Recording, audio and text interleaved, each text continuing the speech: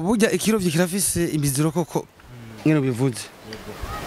kandi burya ikazi y'ikirovyi iratandukanye n'izindi kazi twe tubona kuko n'uruhigi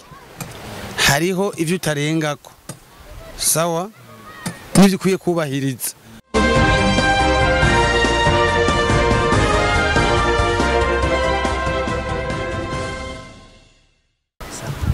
Turamutse abakunzi ba Bishop TV muguma mubona yasura ya indi nyene ni shashi romantique munako twahinduye twavuye mu Bujumbura tukaza mu gisagara ca Rumonge murayibona ko turi mu kiyaga ciza ca Tanganyika kimwe twishimira ndetse umwe wese avuga ati turafise itunga turafise ibintu natwe twirata nk'abantu b'abarundi dufise byinshi nkabandi kumwe n'abantu b'abarovyi bo mu gisagara ca Rumonge ngira mutwidondore mutama karibu kuri Bishop TV. Jewe nkaba nitwa Nutsu Saidi nkaba ndi umurovyi maze kuroba imyaka itari mike hanyuma nkaba mu Rumonge twagomba gusigura ku vyerekeye ikirovyo cyacu kubera ubu ata kanovera gifise kanovera rero karaheze kubwo amatara batuzaniye amatara y'ubu tuzigaye turobesha neza nk'amatara yo mu nzu amatara kwa dufise kera aramanchoro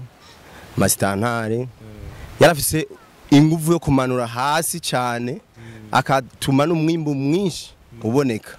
none ubu mwimbo wabaye muke kuvyerekeye ayo matara asigaye aroba muri bihe turobamwo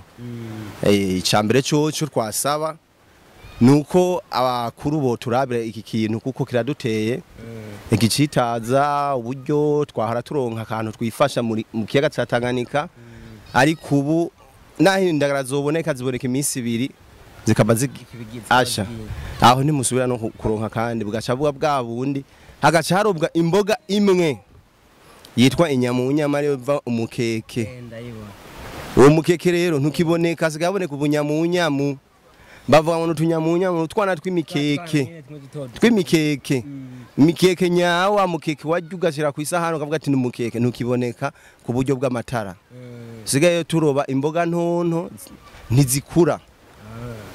amatara yaje uyubu asigaye arobenya mu nyamu gusindagana ntiziboneka umva none mbega gato ntaguciriyemo uko kuronka udufi duto nifi zaheze nayo matara atuma zikuze zitaza kuduga ngo zize canka iva fakuru nayo matara yo hejuru kuko inyamunyamu zikurira hejuru hama ya matara nayo afise umwangazo wo hejuru ntamanura hasi urumva hakaca hapfa imboga imwe kubwo ubona haboneke inyamunyamu imara umwanya baroba izo nyamunyama ariko indagara ziboneka gake kuko n'indagara zigira hasi zisabwa rero umuco umanuka hasi aya matara nayo mu nzu sayi kirovyi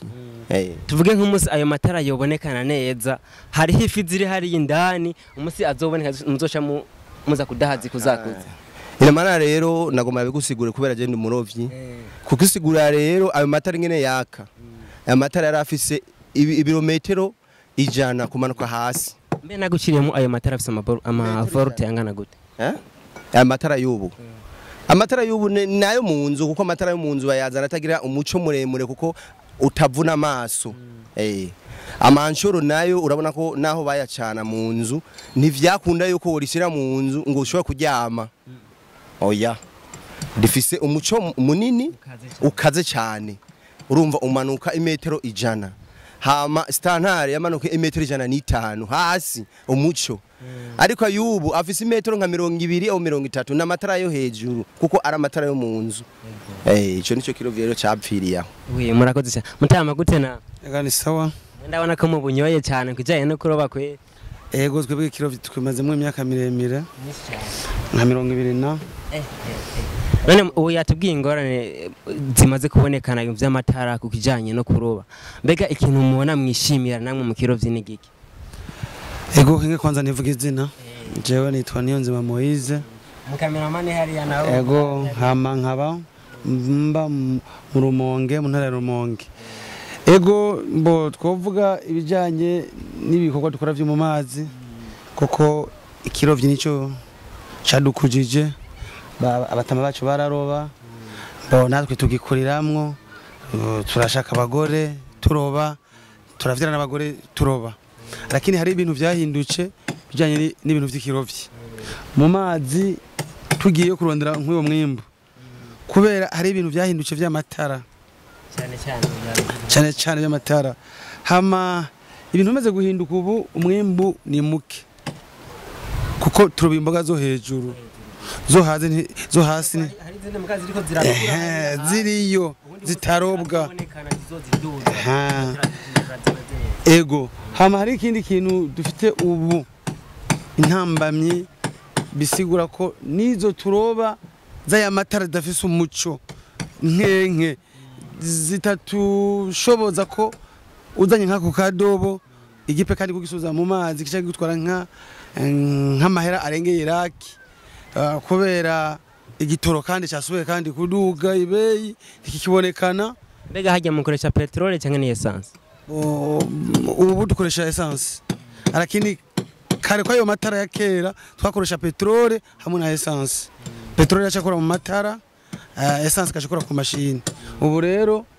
dukoresha petrole na essence. Essence nayo ubu ya ntayo.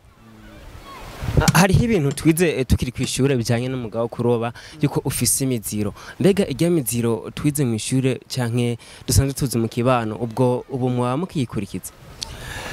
Burya ikirovyi kirafise imiziro koko ngene bivuze.